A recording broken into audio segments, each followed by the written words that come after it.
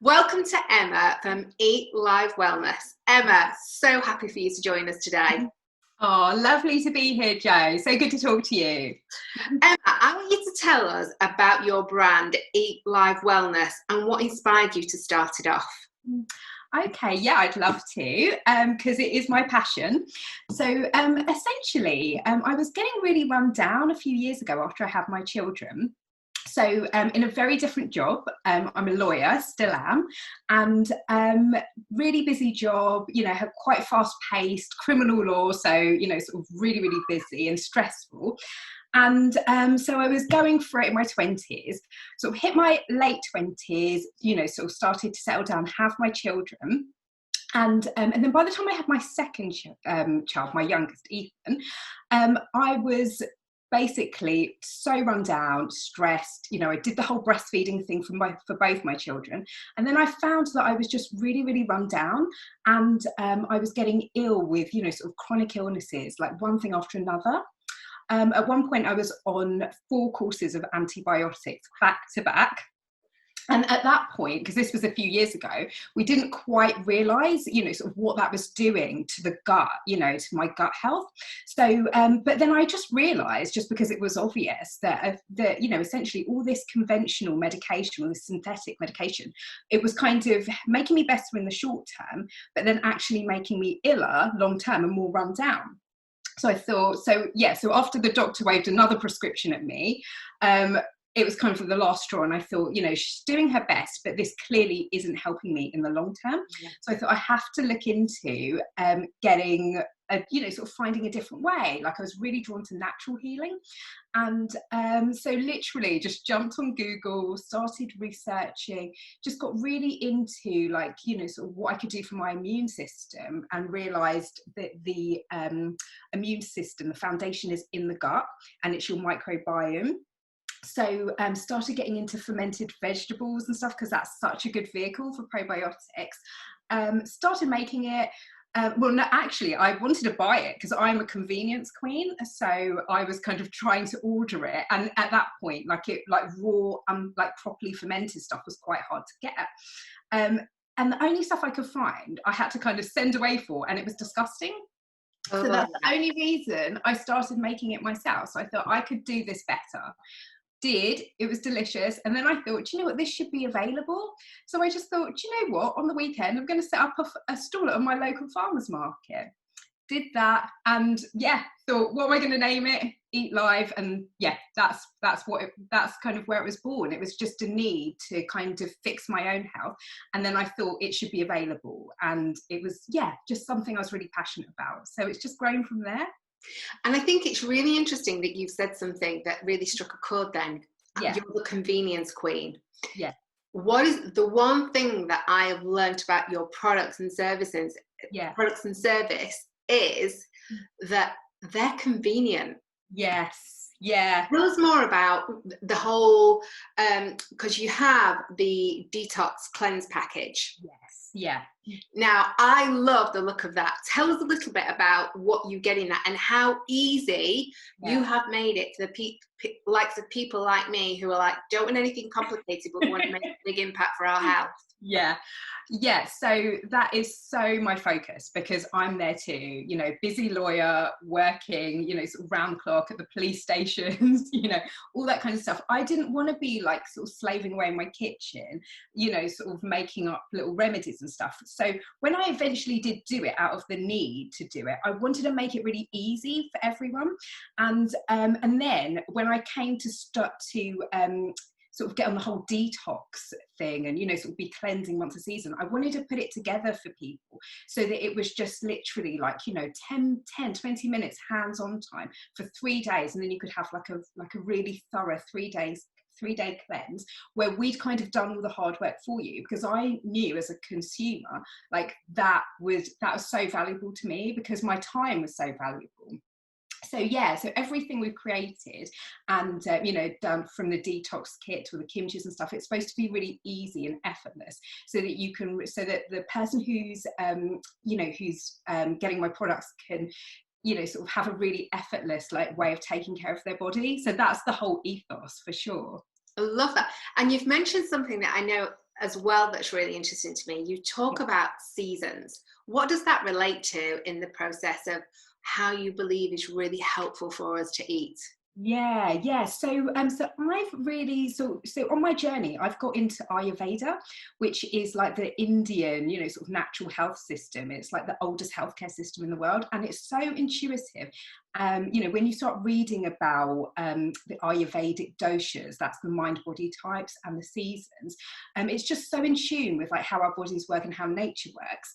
And I realized, wow, they do like a seasonal cleanse, for example, so my cleanse is an Ayurvedic seasonal cleanse now.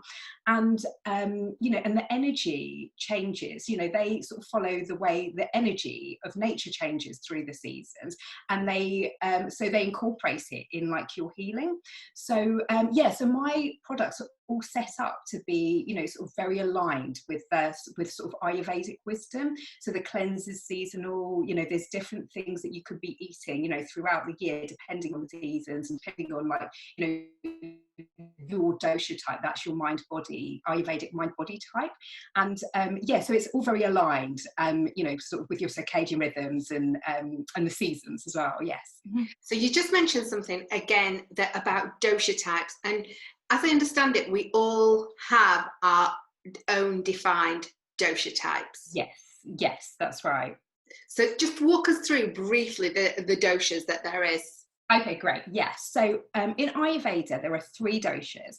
So you have, and these are basically like the mind body types, and they're different types of energy essentially. So the first one we'll start with is Kapha. So Kapha is like the energy of earth. It's very grounded, very rooted. If you're a Kapha type person, if you've got lots of Kapha energy, then you're going to be very homely. You're going to like routine and structure. You're going to be the sort of person who's drawn to like caregiving professions. So think teacher, think counsellor, therapist, that kind of thing. Now, the negative side of Kapha, when Kapha's out of balance, is that you tend to hold on to things too much. So you can be you can be a little bit stagnant, almost hold on to negative emotions. You'll be more prone to depression than the other dosha types, and that would, and it can also show up in the body as being, sort of maybe being on the overweight side, for example, and feeling sluggish, that kind of thing. So that's the Kapha dosha. Then there's another dosha called Vata, which is the dosha of air and space.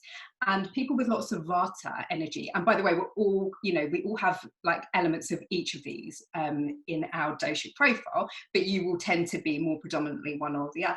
Yeah. So Vata types are exactly as you'd kind of think when you say air and space. So very kind of big thinkers, for example, very creative, like lots of mind-wandering time, that kind of thing. Think of people like Steve Jobs, for example.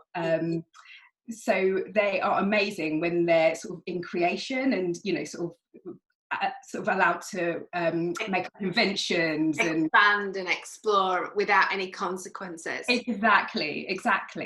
And then when Vata is out of balance, so the sort of slightly negative side of Vata is, so you would get a lot of anxiety, for example, because you're so sort of up there and, everywhere, you can actually feel quite ungrounded. So it's almost like the opposite to Kapha energy. So you can feel a little bit all over the place. So when you're feeling very anxious, for example, when there's a lot of uncertainty around, then we would call that a Vata imbalance. So that's Vata, that's Kapha, Vata, and then the third one is Pitta, which is the energy of fire. We've talked about this quite a bit in the past. Yeah. Yeah, so I get a lot of fire from you, Jackie. I don't know what you're talking about. Anyone who knows you will get that. So Either you feed to the flames to get stuff done, or a fire under your ass to get stuff done. There's not much difference between the two. It's get stuff done. Exactly, it's that exact energy. So you can imagine, like Pittas is just, they're so exuberant, they're fiery, they get stuff done. They're the ones who are really organised. They've got like the colour coded, like organisational charts and everything. They're and they're the people who they're very fiery. They tend to like be drawn to spicy food as well, because fire attracts fire. Your element tends to attract itself. And I'm not going to just tell you what I just had a bite of something very spicy before I got on this session. Oh, go on, what was it? It wasn't wasabi. It was a chili. It was part of I made chicken. Chicken. Yeah. This chicken spicy dish with loads of Cajun spice in. Yeah. I just was like, I was just grabbing a bit of lunch. Just like, oh, I'll have this really spicy thing for lunch. Love it. So typical and in line with my dosha at the moment. Yeah, it's probably not what you need. You probably needed some cooling cucumbers or something. So yeah, and as you can imagine, when out of balance, pitters tend to like their go-to emotion tends to be anger, irritation, like a bit snappy, like abrupt. Yeah. If you're feeling quite irritable, even if you're not normally like pitta, but if you're having like one of those irritable days, and that's a pitta imbalance. So like in Ayurveda, you'd want to bring in like practices and foods and stuff to like just cool everything down, basically simmer down. Yeah. And how, if we are, because I know a snapshot about Ayurveda, how can we find more out about maybe our Ayurvedic types? How can you help us do that? Yeah, so I actually have developed a quiz, and I've put it on my website. So I've developed all the questions myself, and it's just like a fun, quick quiz that just determines like, and you fill it in for now, so you don't have to worry about like what you were like 10 years ago. You fill it in for now, and then it gives you an idea of like what dosha like you're experiencing at the moment. But then what I do, because I find with a lot of dosha quizzes, because you tend to get lots of online dosha quizzes, they might give you a snapshot of how you are now, but also what's interesting is, what did you come in with? You know, like what are you naturally supposed to be? Like what you were born with as a child is probably what you're trying to get to, because I think a lot of people misunderstand and think we're all supposed to be tridoshic, so like an even mix of all three. But then we'd all be robots and we'd all be clones of each other. No, like we want to be like what we were supposed to be. So, you know, like, so what I send you is some information about what the dosha types are generally, so you can have a think about, well, what were you more like as a child, for example. So if you were quite vata, but then, you know, because of your life circumstances, you've got much more kapha in your child, you might want to start trying to get back to, you know, allowing yourself some more time for creativity, for example, eating more, you know, sort of vata, you know, vata producing foods, for example, so that you can actually get back to what you were supposed to be before the world bogged you down and told you who you should be. And how I understand it is by doing the cleanse, that really helps us realign with where we want to get back to. Yeah, absolutely. Yeah. So what I recommend for people who are doing my seasonal cleanse, and it's something that it's a really lovely touchstone actually, because no matter what you've been sort of experiencing, and you know, none of us are perfect. We're not robots with healthy eating. We all try to do our best, but we tend to fall, you know, we're human beings. We're human beings. Yeah, having a very human experience. It's not about perfectionism. Exactly, yeah. So I love the cleanse because it's not just a one, you know, it's not just a one and done. You can do it like as a one-off reboot and you'll get amazing results. But the lovely thing about the cleanse is it's seasonal, and that's, you know, what you're supposed to do in Ayurveda. Each season, you take 3 days and you, you know, and as I say, we make it so easy as well. You're not having to, you know, source everything yourself, but you put it together, you know, with all, you know, just with a little bit of hands-on time, and then you're giving yourself a 3-day, you know, full body cleanse. You're shedding those accumulated toxins, really resetting, nourishing your gut with probiotics, which is something that we bring in that you wouldn't get on a traditional, necessarily get on a traditional Ayurvedic cleanse.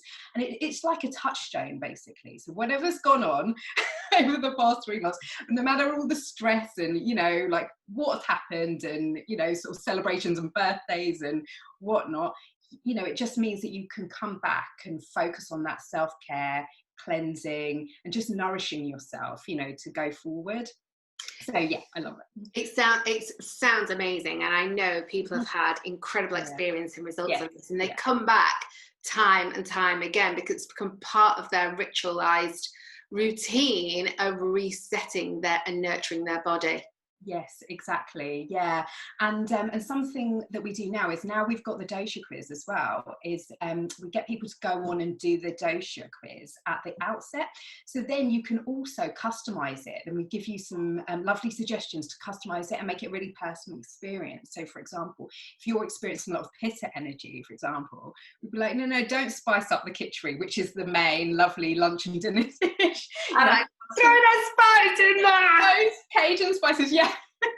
You know, go for the cucumber salad, go for maybe some of our cucumber and mint kraut to go with it, for example. Ooh. Just to cool things down. And it's gorgeous and, you know, all complimentary anyway, but it just makes it a really personal experience that's just tailor-made for you. Mm-hmm. So one of the things that I was talking about on my Instagram stories yesterday, which was the 17th of May, was that the 17th of May yesterday? The 18th today. I was talking about the world and the place in which we are at in the world, and I was talking about some documentary that was going on in the Sunday Times business section about how a lot of startups happened in 2008. And I know your company has been around for a while, but what was that factor apart from your health that helped you go from criminal lawyer to into startup? What was that transition process like for you? Yeah. So for me, I think as much as I do like being a lawyer, I still am, and I do enjoy it. For me, this business, it's not just about my personal health or selling someone, you know, sort of a cleanse or some kimchi. Like, I've always been really clear from the beginning that I want this to be, you know, sort of almost like a movement, basically. Yeah. I'm really fired up, particularly at the moment. You know, we're in a difficult time, you know, with the world, you know, sort of almost shutting down around us. And I feel like, you know, it's really sort of reignited it as well, because I feel like we wouldn't even be in this position, you know, if it weren't for the fact that so many of us don't have functioning, healthy immune systems. Like, if we, you know, if the majority of us did, then life would go on as normal, because we can shake off viruses. You know, our bodies are designed to, you know, we have, you know, sort of bodies that are designed to like find viruses, you know, even when they're hiding, and get them and expel them from our body through our detox pathways. But actually, you know, lots of people, so many people are run down and ill, like I was, you know, when I started this, and it just seems like it's wrong. It doesn't need to happen. We know better, and I feel like we should do better, like as a society. We also have, we're also a mission-driven business as well. So we're a business, but we also donate to, you know, to hunger charities in Africa. And I'm just really passionate about the fact that business should be conscious and aiming to do some good in the world. So, you know, it's my aim that we help our customers in terms of their health and self-care, but that we also help the world on a wider sort of scale as well. And I think that that's where we should be. I think that's how business should work, basically, you know, sort of going forward. So I wanted to be part of that. I wanted to do something to be part of that, and to kind of, you know, my sort of part of the exciting startup movement with you know, a purposeful business that creates great change from the inside out. Yes, exactly. That puts it so well, actually, the change from the inside out. Exactly. So one of the things that I want to ask you, because you know, we have been talking to a lot of people who've like, this is now my moment to do my startup. This is my moment to actually restart that business that I started 18 months ago, and I put it down because actually I wasn't prepared to scrap for it, or I wasn't prepared to do the work that I didn't realize I was going to have to do. What would be, if people are thinking about reigniting their business, their small business, or people are looking to get their startup off the ground, what would you say is the most challenging part for you, and how you circumnavigated that? So the most challenging sort of part of having, for me, I think generally speaking, just the fact that it's such unfamiliar territory. Like, I didn't ever like have the intention to have my own business. So when I went to uni, you know, did my A-levels, went to uni, like, I wanted to be a lawyer. I wasn't pushed into it by anyone. That was my aim. And then for me, like, starting a business was, you know, sort of more to do with, I wanted to see something in the world that wasn't there yet. So I think the whole like being business minded, you know, I'm not someone, I'm quite Vata, for example, in Ayurveda. So, you know, I'm all about the big vision, but then I need like Pitta energy. I know to like, yeah, to basically say, okay, right, but let's, you know, sort of take those ideas from, you know, sort of the ether and let's bring them down and like, and then, you know, sort of make a plan, make it happen. And, you know, spreadsheets and, you know, sort of money and, you know, accounting. The metrics that matter and the backbone and stability of any business, which sadly I'm very boring about, but we also know it brings a lot of stability and helps then people like you who are really visionary decide on, right, actually now we can see the numbers, we know we can introduce that and we can make that happen. Maybe we need to put that on the parking zone for another 6 months. Yes, exactly.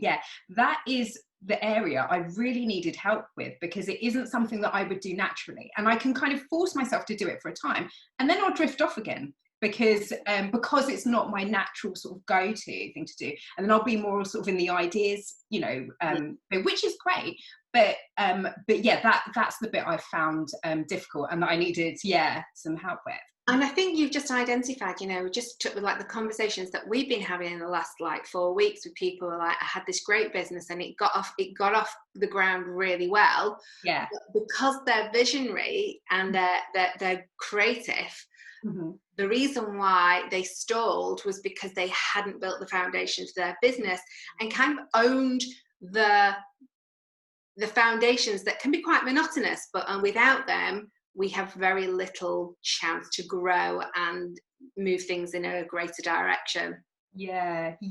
That's so true, because it's so tempting, particularly when you are quite, you know, sort of ideas driven, to kind of have an idea and then maybe to do it or to do most of it and then to kind of move on to the next thing. But actually, a lot of this is about building the foundations and like getting a structure in place and getting systems in place as well, so that you're constantly like, you know, repeating things, because you can't expect results when you do something, you know, you have an idea, try it once, and then, you know, and then you move on to something else. I think we see so many people, you know, come with a great idea, like hang the shingle out at the front, put one sign out, and then go, it didn't work, nobody comes. And we're like, it's such a process, it's such a bigger piece of work than that. We've got to do so much work, and especially in the online space now, it's very competitive. But that doesn't mean to say we shouldn't go after it and chase it down. That's the whole point. We need to chase down every opportunity that comes our way. And a lot of the competition I've noticed, and a lot of the noise, is from people who might not be there next year. Do you know what I mean? They, you know, they're great at, you know, sort of making a lot of noise and being on social media, and you could get intimidated and think, oh, there's too much competition. But actually, you know, you check a year later and the account isn't even there anymore. But the people who are consistent and keep, you know, sort of have the idea, but then keep showing up with it and doing it, I feel there's real potential there, and there's not that many people doing that, being consistent. You've hit the nail on the head. So I was talking yesterday, this is part of what I was talking about yesterday on Instagram stories, that I started my business up in 2008, one of the toughest times. And people who are looking out on this career that you earn an awful lot of money, and there's a whole backstory that goes there. But I just knew that my why was so strong, the reason why I wanted to do it, and I had to fight for it tooth and nail. And there were people that were, you know, I remember being very intimidated by people who were what I considered phenomenal marketeers, phenomenal storytellers, had all the tech behind them, and they are nowhere to be seen today. Right. Yes, that's exactly it, isn't it? Yeah. So you have to really stay focused, I think, don't you, on your vision and your process. Showing up and being consistent and making I always talk about you've got to make decisions, and it's okay to make this. I'm all for informed choices, but sometimes in business we've got to make decisions quickly, because the reality is, if it's wrong, we'll make a new decision. Yeah, exactly, because it's so tempting to spend ages trying to get something right in your head, when actually just try it, and if it's you know, if it's not going to work, it will be clear, and then you can move on to something else. Absolutely. So one of the things that I want us to talk about is magic. Yes. Tell us about Eat Live Magic. Oh, yeah, absolutely. So this is my newest product. Really excited about it. I have it here actually, just to show. But yeah, it's basically, it's pretty much everything I wanted in a supplement, but I couldn't find it. So that's pretty much, you know, sort of what all my products are. Things that I wanted for me, you know, that I felt like I needed for my health that I couldn't find. And Magic is basically like a blend of all the probiotics I want in my gut to recolonize it.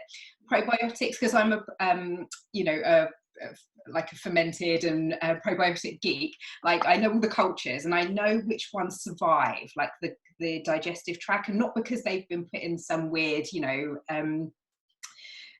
sort of scientific shell type thing, but actually because they've evolved in nature to be really hardy.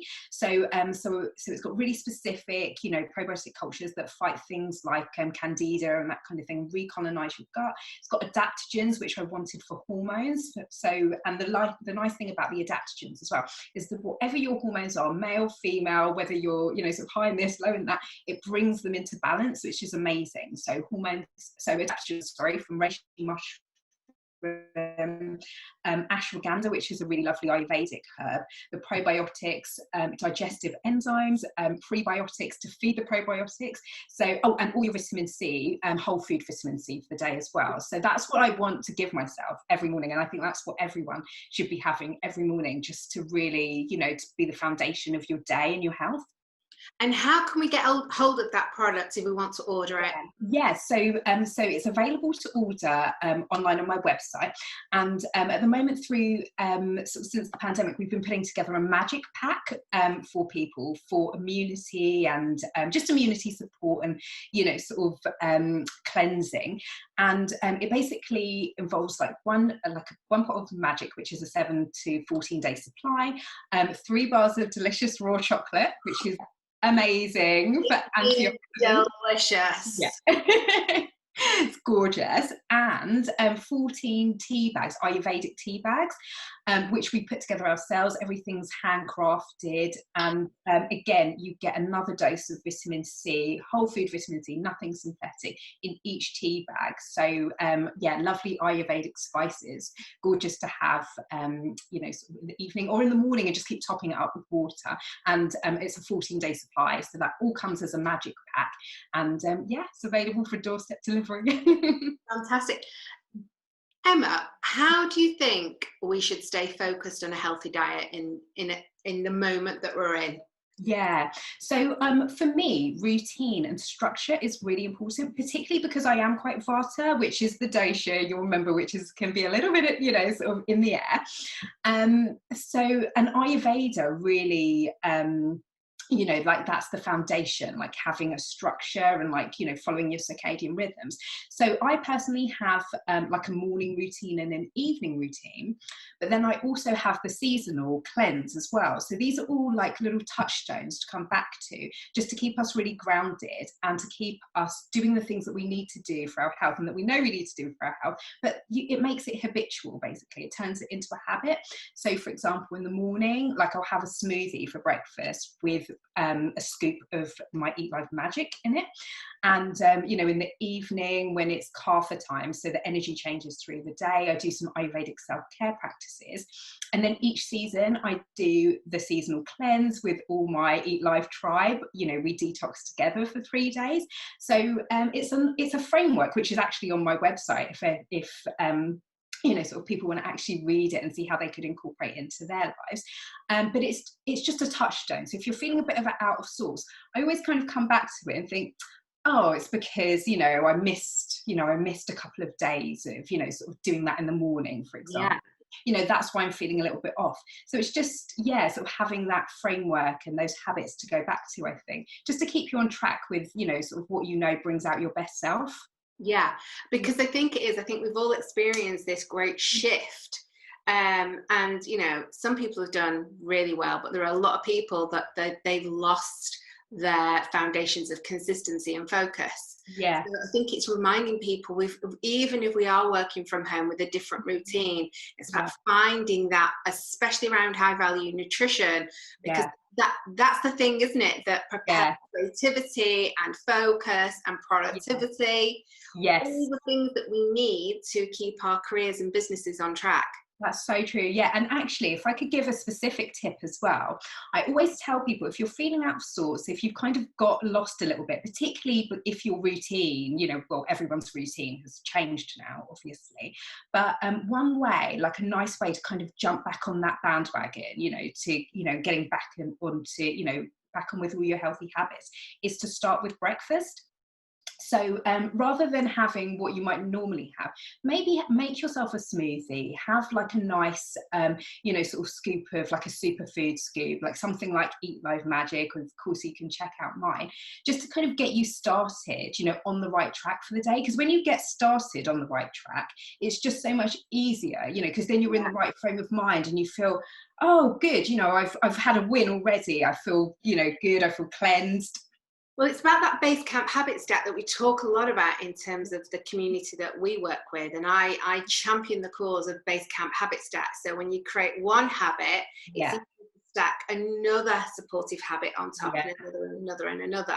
So I think it plays, that process of having breakfast really plays into that process. Oh, so true. Yeah, so true. And you can, in terms of habits, you can leave something maybe by the kettle, for example, to remind you, like maybe leave like the flask or your NutriBullet or something that you would connect with your smoothie, for example, where you would see it, you know, sort of in the morning, just to make things easy for yourself. Yeah. It's that whole thing, isn't it? So as we round up, Emma, what would be your 3 top supplements that you would recommend that we should all be taking on board at the moment? Okay, right, so particularly for now, I think you definitely want your probiotics. Because that's for gut health and immunity. So I would go with, so I'm going to be a bit naughty and give you 2 cultures. You can give I'm going to count it as one. So Saccharomyces boulardii is an amazing culture.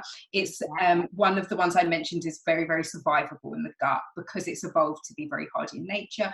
Goes after, you know, sort of nasty things like candida and stuff in the body. So candida is a yeast, isn't it? Candida is a yeast, and when we get a yeast overgrowth, it can have such a negative impact on our health. Exactly, skin, weight, brain fog, all of that kind of stuff. So you definitely want to get that into your diet, like maybe for a 3-week course, or it could even be something that you take, you know, sort of in a little amount every day. So so that is a probiotic yeast, actually, Saccharomyces. Also bifidus is a great probiotic culture that you want to kind of get into you know, sort of at least a few times a week if you can. Great for recolonizing your gut and just supporting your immune system, because these cultures actually go around your body, sort of go through your gut and kick out all the bad bacteria. That's what they do. So they are your immune system. It's like sending in little soldiers. So, so those are the probiotics. I would definitely be looking to up the vitamin C intake. Ideally, you know, because obviously we're all concerned about immunity, you know, even medical doctors now are prescribing vitamin C because we've seen that it's so effective, you know, sort of in treating these kind of viruses. So you don't need to go overboard, like if you're not actually ill, but definitely, you know, you want to be getting as much as possible in your diet in whole food form if you can. So, you know, camu extract is a nice way of getting it. My magic pots contain lots of camu extract and whole food vitamin C, as do the tea bags as well. So the magic packs are great for that. So that's vitamin C. And then I think vitamin D as well for the immune system, because we're seeing that, you know, it's the people who aren't recovering well from the virus. From the coronavirus. Tend to be, and the data is obviously very new at the moment, but they do tend to be the people who are very deficient in vitamin D.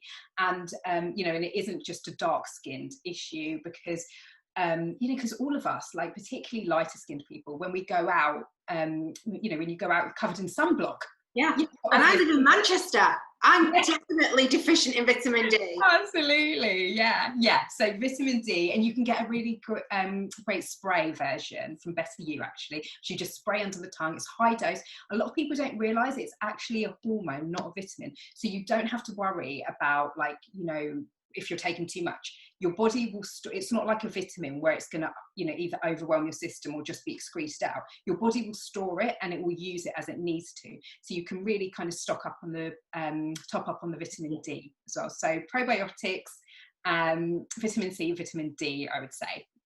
Brilliant. Emma, thank you for joining us today and sharing your wisdom, not only on the incredibly brilliant business Eat Live Wellness, but also your transition from criminal lawyer to getting the fire under your ass and starting up this insanely brilliant business that, you know, I think it's really important that I congratulate you on the phenomenal success that you've had before this moment in time, but especially during this moment in time, because you have been full of integrity, but you have done business elegantly, and you've really supported people to look after their health, and this is the time that they should be doing it.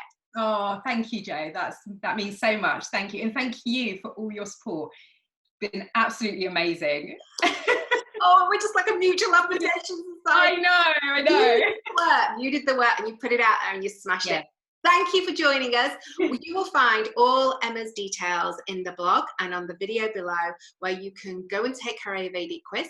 You can go and order the magic with the chocolate, which is a must. And you can definitely jump on the wait list to make sure that you are in the tribe for the next cleanse. Absolutely. Take care, Emma. Thank you. Take care. Bye.